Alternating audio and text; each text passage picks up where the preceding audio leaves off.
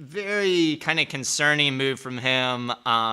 Governor Stitt punted the Julius Jones decision to a clemency hearing, which is set for October 26th, which is just 3 weeks basically before his execution date.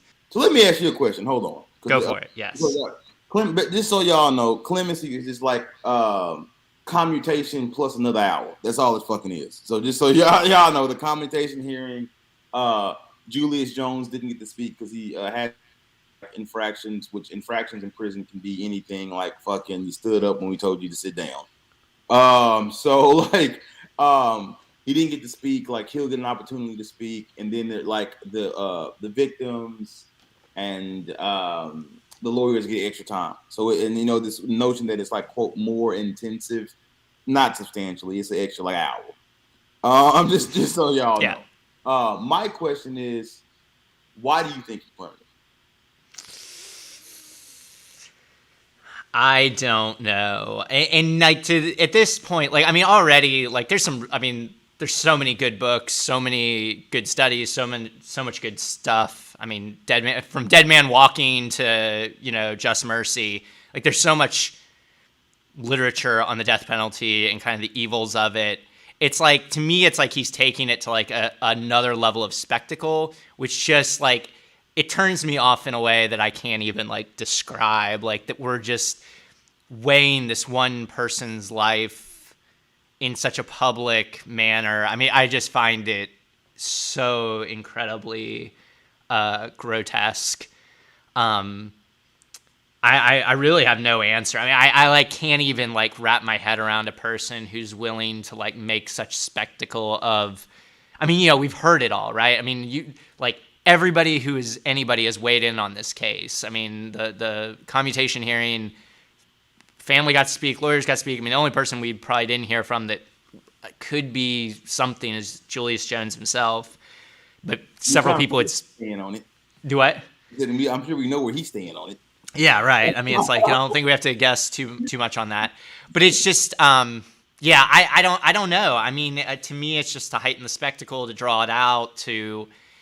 My concern is because of how partisan this is and how political everything is, and because Stitt is like the purest form of political creature that, like so many political people. Like, to me, that scares me because, that like him being like almost like a caricature of like dickhead, meathead, bonehead, like little dick energy, Republican politics, conservative politics, right? Yeah. We know that's his selling point is I will do whatever the fuck y'all want me to do, right? He is like a purely political animal. That's his selling point. Because we know he ain't charismatic, he ain't bright, he don't have some incredible conservative ideas. He is, I have no shame. Whatever the fuck y'all want me to do, I will do it. He's a purely political animal. That's his selling point. So us knowing that, we know he views everything from a purely political lens. He's viewing the Julius Jones situation from a purely political lens. Full stop. It ain't about whether or not Julius Jones is innocent. It ain't about whether or not the family deserves quote unquote justice. It's not about what it should be about, which is that Julius Jones is human beings and the state shouldn't be killing human beings. It ain't about none of that. It's about his political gamesmanship. Will this help me? What situation will help me the most politically? If I kill this man or if I don't kill this man? Like, that is what it's about. And it's interesting because this requires some actual consideration. 95% of the time, if you, me, and all the people watching, if I say this is the situation, how Kevin Stitt going to decide? We know, right? This isn't. In fact, the only time he's fucking shocked us like this year is Afghanistan. Yeah, that is exactly what I was keeping in my head. I was going to say, yeah. Every truly time shocked. I can sit everybody down watching and say, this is the situation, how Kevin Stitt going to act. And everybody with 100% like this, like this. Like if I COVID before it happened, like how Kevin Stitt going to act? Oh, he going to fuck with no mask and he's acting like an idiot because he's going to lean into the political culture wars. We knew that already.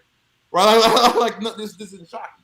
The thing with Julius Jones is, though, there is like some mixed feelings on his side of the aisle. He don't give a fuck about us. He don't give a fuck about Julius Jones' innocence. He don't give a fuck about him being a human being. They're solely political. There is some mixed feelings about whether or not Julius Jones should be executed, even on his side of the aisle.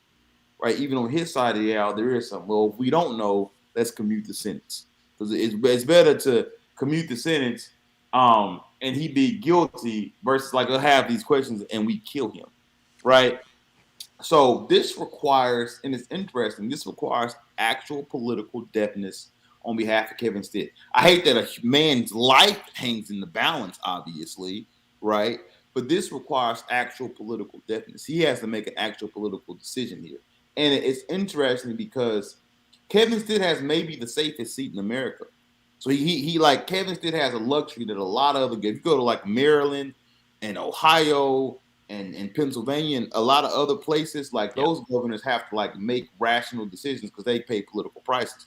One of the main points of us as an organization is to make this motherfucker pay some political prices. So he has the easiest gubernatorial job in America. This is the first time he has to actually make a decision, right? And so I don't know how he will act. I am a broken soul, and so because of in terms of how I view them, and I think that he's gonna kill him. I always, Really? I'm so down. I am so disheartened and disillusioned with that side of the aisle. I feel there is no bottom. I feel like whenever there's a tough decision, they default to cruelty. That's how I feel about them. See, it's like funny because I was ready to have that take at first, but then as you talk through it, and especially using the Afghanistan refugees as like an example, I mean, Stitt has just sat that one out. Like he just, or honestly, at the start, he weighed in and said like, yeah, we take refugees. Like, I mean, he just put out a thing, said, cool, we're doing this, and then now he doesn't talk about it because it's not as popular on the right. I think, I mean, if I'm making the argument you just laid out, if I'm following that through to the end, I think he commutes because one, it boosts because of what you said, there's doubts on his side of the aisle, but then two, it just boosts his national profile tremendously. And if it's the only thing that a voter in some swing state somewhere or some primary battleground remembers is that like, oh, he displayed mercy on this person. I mean, it may not help him in a Republican primary, but like I don't think it hurts him either. Like I think it just boosts his name ID to say like, you know, I wrote the big, you know, I signed the big thing and took the picture.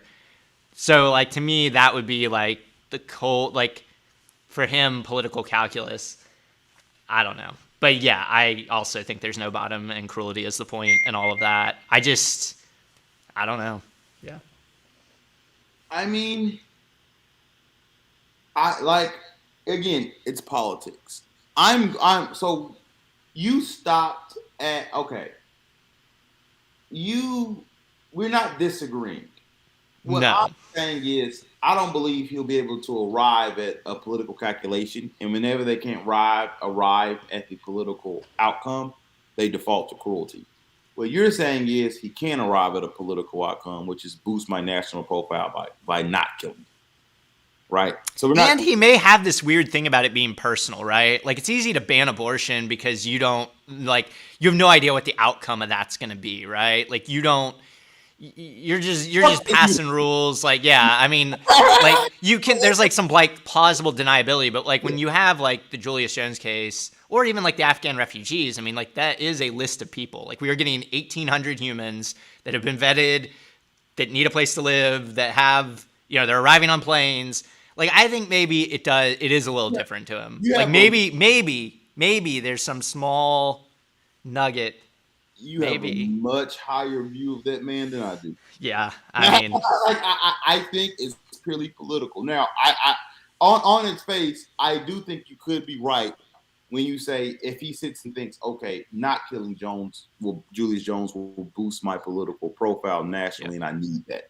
That's a reasonable conclusion to be drawn. I could see that. That's reasonable. But that ain't about the victims. That ain't about Julius Jones as a man. That ain't about Mercy, that's about a national political profile. And again, he's a purely political animal. That's his selling point. But I mean, that being said, I mean, in a primary, again, the default to cruelty, I think the default to cruelty is because fuck it, push come to shove, cruelty always wins over here. So I'm thinking like you're getting to okay, I don't kill Julius Jones, it boosts my national profile. Fair. Can't disagree with that. I'm getting to I kill Julius Jones, it boosts my national profile on the right. Maybe it gets me like a batshit crazy donor. Right. So like, yeah, I mean, I hope you're right. Yeah, I just can't tell. I just can't tell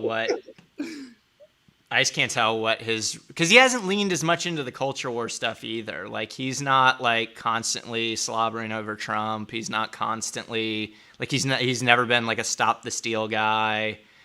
So Stitt is a purely political animal who's trying to find the lane. Right. So he hasn't been dick riding Trump like the others because he don't know if that's the lane he needs yet. Right. If he can play it in his mind, he's going to worship at the altar of Trump as much as it needs for him to get a national profile and run for president. Right. If that requires him cozying up to Trump and going down to Mar-a-Lago and big spooning him, then that's what he'll do. That requires him saying 2020 was stolen, but let's move forward, then that's what he'll do. He doesn't, he again, being a purely political animal, he's looking for his lane. Because if you look at it right now, like none of them really have a lane because Trump has all of the lanes. Right. And so once Trump gets out of the way, then you'll get, okay, this is the Christian dude, this is the libertarian dude, this is the whatever dude, you know what I mean? All of them crazy, racist, and cruel, but varying levels and for different reasons, right? This is the businessman dude, right? He'll find those lanes because he could play like I'm a business owner, right? I run a fraudulent mortgage company. He could play that lane that Trump moves. He could play I'm the Christian lane. I'm the pro-life. Obviously, it'll be a mix of some of all of this. But like, what would be his primary? I'm a job creator. I hate uteruses the most. I'm the most racist. My state does the worst. In terms of shit that matters.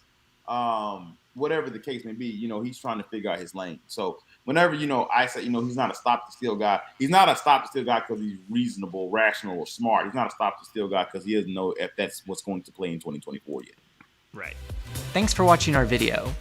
Please give it a like and hit that subscribe button for more content. If you want to engage with us, follow us on Facebook, Twitter, Twitch, and Instagram.